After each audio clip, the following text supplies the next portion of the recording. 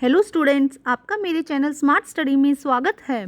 Students, आज हम शिक्षा निदेशालय की तरफ से दी जाने वाली कार्यपत्रक नंबर 22 करेंगे, जो कि क्लास 8 की है और विषय है हिंदी। ये वर्कशीट 10 दिसंबर 2020 की है। तो आइए शुरू करते हैं आज की वर्कशीट शुरू करने से पहले प्लीज़ मेरे चैनल को सब्सक्राइब कर दीजिए। तो आइए देखते हैं आज की वर्कशीट, जहाँ पहिया है।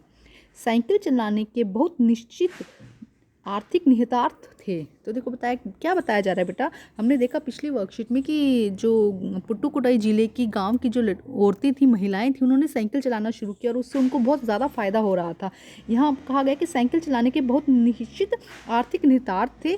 इससे आय में वृद्धि हुई। यहाँ की कुछ महिलाएं अगल बगल के गाँवों में कृषि संबंधी अन्य उत्पाद बेच आती थी। साइकिल की वजह से बसों के इंतजार में व्यय होने वाला समय बच जाता था। अब देखो क्या हो, जब साइकिल चलाना सीख गई तो उससे कृषि संबंधी अन्य उत्पाद भी बेचने वो अगल बगल के आसपास के गांव में जा सकती थी। जो समय उनका व्यर्थ हो रहा था, व्यय का मतलब व्यर्थ हो रहा था, नष्ट हो रहा था, वो बच जाता था।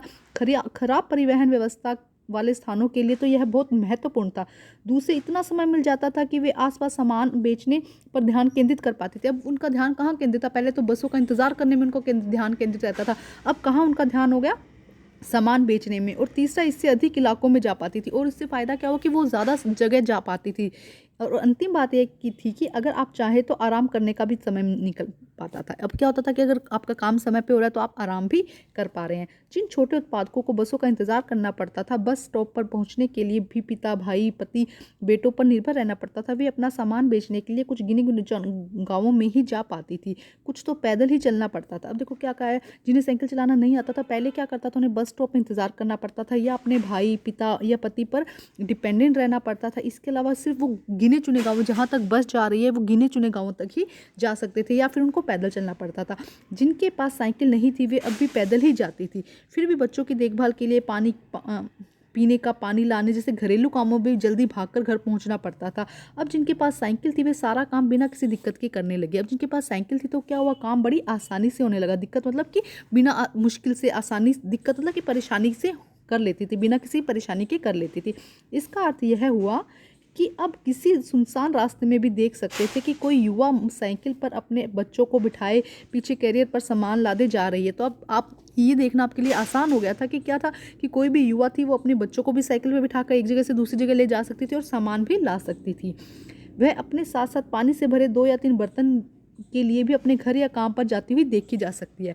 तो साथ साथ में वो बर्तन ले आती थी और पानी भी अपना भर के ले जाती थी। अन्य पहलुओं पर ज़्यादा आर्थिक पहलुओं पर बल देना गलत होगा। साइकिल प्रशिक्षण से महिलाओं के अंदर आत्मसम्मान की भावना पैदा हुई, यह महत्वपूर्ण है। फातिमा का कहना है कि बेशक यह मामला केवल आर्थिक नहीं है, मतलब सिर्फ ये आर्थिक नहीं है कि उन्हें पैसों की मतलब मदद हो रही है या पैसों में उनकी बचत हो रही है। फातिमा ने इस बात से कही कि मुझे लगा कि कितनी मूर्खतापूर्ण ढंग से सोच रहा था।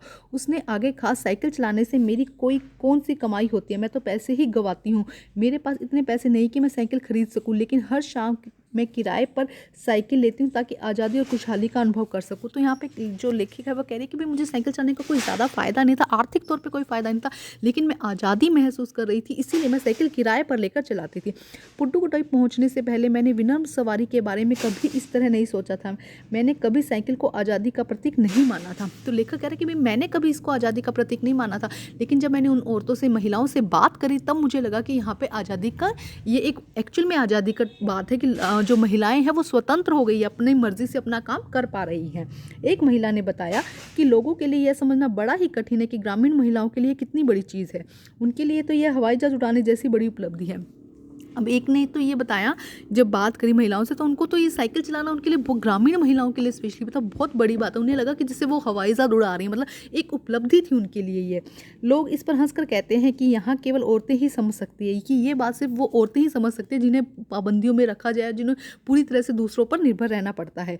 उनके लिए यह कहना महत्वपूर्ण है। जो पुरुष का विरोध करते थे वे जाएं और टहले, क्योंकि साइकिल चलाने की बात आती है तो महिलाएं बराबरी कर ही नहीं सकते। अब देखो, अब तो ये उनके मतलब बात ही आ गई कि अब तो उन्होंने सीखनी है। अब वो ना किसी पुरुष की बात मानने वाली है और ना ही किसी और की बात। अब उन्हें अपनी स्वतंत्रता चाहिए और अब उन्हें अपनी साइकिल चलानी है। तो बेटा यहाँ कुछ शब्द दिए गए हैं, जैसे कि व्यय। व्यय का अर्थ होता है खर्च। निर्भर, निर्भर का मतलब आश्रित होना, हम किसी के ऊपर डिपेंड होना। दिक्कत का मतलब होता है परेशानी। पहलू, पक्ष, किसी के पहलू में या किसी के पक्ष में हम बात करना। आर्थिक मतलब धन से संबंधित, आर्थिक का मतलब क्या है, धन से संबंधित। और प्रतीक का मतलब क्या है, चिन्ह है। प्रतीक का मतलब क्या है, यहाँ पर चिन्ह है। तो अब हम करते को बेटा यहाँ पे ये दिखाया गया कि ग्रामीण जो महिलाएं थी उन्हें साइकिल के लिए एक आंदोलन करना पड़ा, और तब जाके जब सब लोग इस पे धीरे धीरे एग्री हुए तो उन्हें ये एक आज़ादी महसूस होने लगी इससे लिए। तो अब करते हैं इसके प्रश्न उत्तर हम।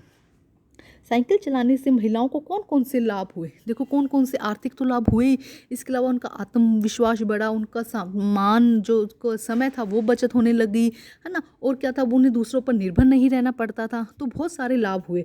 तो आइए करते हैं इसका आंसर हम।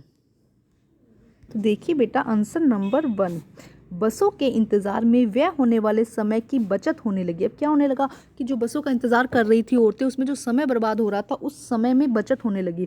तो बसों के इंतज़ार में व्यय होने वाले समय की बचत होने लगी। पुरुषों पर निर्भरता कम हो गई, जो पुरुषों पर निर्भरता थी कि कहीं पे भी जाना है इसके लिए पुरुषों की ज़रूरत होगी, तो वो जो निर्भरता थी वो कम हो गई। अपने कृषि संबंधित उत्पादों को अगल बगल के गांवों में बेचने में आसानी होने लगी। जो अपने उत्पाद वो बना रहे थे, कृषि संबंधी उत्पाद या जो भी सामान था, वो उनको एक जगह से दूसरी जगह अगल बगल के गांवों में बेचने में आसानी होने लगी। साइकिल चलाने से महिलाओं का आत्मविश्वास भी बढ़ा। इसके साथ साथ क्या हुआ, सिर्फ आर्थिक ही नहीं, साइकिल चलाने से महिलाओं का आर्थिक जो उनका आत्मविश्वास था वो भी बढ़ा। तो ये है फर्स्ट क्वेश्चन का आंसर बेटा। काल्पनिक है कि क्या क्या, देखो आप इस चैप्टर में पढ़े और इसके अंदर ऐड करने की कोशिश करें कि और इसमें क्या ऐड हो सकता है। अब हम करते हैं प्रश्न नंबर 2।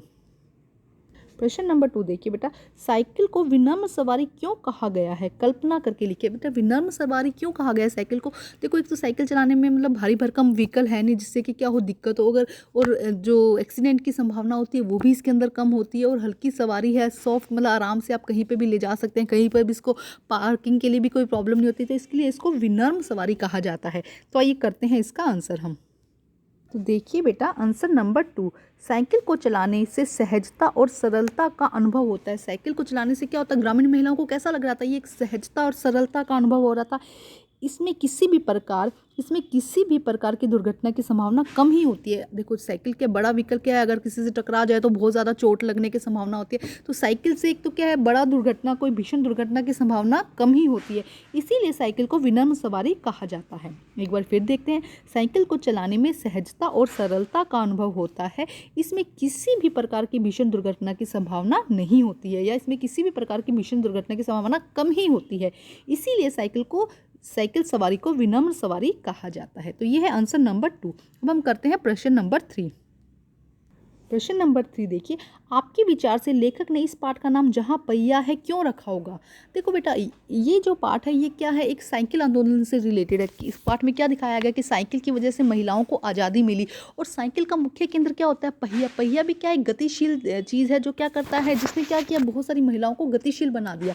तो इसीलिए उसको केंद्रित मानकर जो लेखक है उसने इसका नाम, इस पाठ का नाम, इस चैप्टर का नाम जहाँ पहिया है वहाँ, जहाँ पहिया है रखा होगा। तो आइए करते हैं प्रश्न नंबर 3 का उत्तर।